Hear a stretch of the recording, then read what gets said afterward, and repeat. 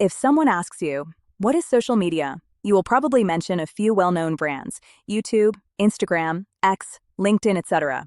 That's correct. However, how do you define social media? If you do a quick online search, you will find something like social media is online services that allow users to create, share, and view content and to interact with other users. That's also correct. But that kind of definition just describes what social media does on the surface. It does not capture its core nature. So we've dug it a little deeper and would like to share our understanding on what social media actually is. The core nature of social media can be summarized in 3 points: virtual society, profit-driven, and user-based business model. Social media creates virtual society in parallel or intertwined with the physical society. The difference is, one is online and the other is offline. People use different means to interact online and offline.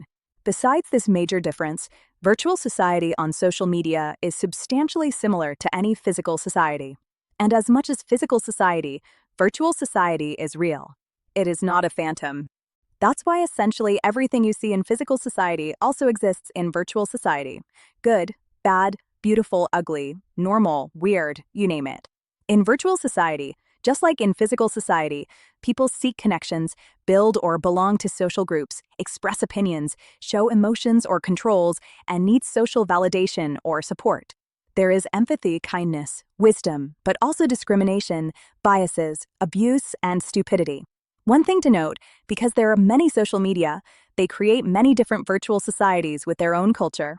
This is also similar to countries and communities which have their own culture. Social media is profit-driven. Although they are labeled social, and many of them try to demonstrate social responsibility, which is a good thing. By the way, social media are not social enterprises or institutions at all. Their very existence is about and depends on profit-making. Without profits, they will disappear quickly. Social media does not have any role in governing the virtual society, even though they create them and set some basic rules to comply with laws. It is governments which make policies and laws to regulate social media. Social media is a user-based business model. Social media focuses on attracting and retaining users and maximizing the time spent by users on their platforms because users are all they have. All social media's value is from user-generated content, user activities, and user data. Social media's business model is to monetize this value. Currently, the primary monetization way is to sell ads to advertisers. But they can also monetize in e-commerce or other ways. You might not be aware of this. Everything you do, as a user, on a social media platform, post, view, comment, like, share, etc., is actually a reward for other users, which enhances other users' engagement. At the same moment, the same thing you do provides behavior data, a lot of data, to social media. This gives social media values in 2 ways. One is obtaining more users and users' time. The other is knowing better about you as a user. This means they have a larger user base and they can target users more accurately by recommending content, ads, commodities, or services. Social media does not pay you, but provides you the utility for using their platform. If you build enough followings for your shared content, you can start sharing ads. Revenues. Now, since we have known the core nature of social media, we can set the right expectations and use social media to benefit us while avoiding negative effects. Social media provides huge benefits by creating a virtual society where people can connect, communicate, and share wherever they are in the world. The advanced technology provided by social media benefits us a lot by enabling us to expand our social circles much easier, flexible, and faster. But it is unrealistic to expect the issues and challenges in the physical society won't appear in virtual society on social media. In some way, certain troubling issues can be even more damaging. Bad actors may be emboldened since they can easily hide their identities on social media. It is so easy to broadcast to the public on social media. Fake information, fraud schemes, and extreme ideas can spread faster and wider on social media. As a user, we should be aware of these dangers. Be mindful of social media's ability and willingness to solve these issues because they are not government and they are profit-driven. Users should take care of themselves. Just like in any physical society, users should learn what to do, what not to do, to protect themselves from potential risks and dangers on social media. Be mindful of how social media collect, use, and protect your data, especially personal data and sensitive or confidential data. You need to know the psychological methods that some social media use to keep users spending excessively long time on their platforms. Knowing this can help prevent mental health issues or disturbance of normal life due to addictions. One method is called variable reinforcement schedule. With this method, they show you rewards, such as others' likes or responses, at random and unpredictable intervals. This psychological method entices you to check social media constantly, even if your eyes and mind are already very tired or you are working or studying. Another method is to push to you the content that can induce dopamine in your brain immediately so you can experience short-lived and strong pleasures. Soon after the effect is over, you will feel the strong need for more of that kind of content. Social media will make sure you have it unlimitedly by infinite scrolling or recommendation algorithms. Now let's turn to government policy. We all want to have a clean and nice virtual society on social media. Although social media and users are making efforts, the most important way to achieve this goal is government policies, laws, or regulations. Obviously, all policies, laws, and regulations that apply to physical society also apply to social media. However, social media presents some special challenges. Two most important questions are, what liabilities should social media have on user activities?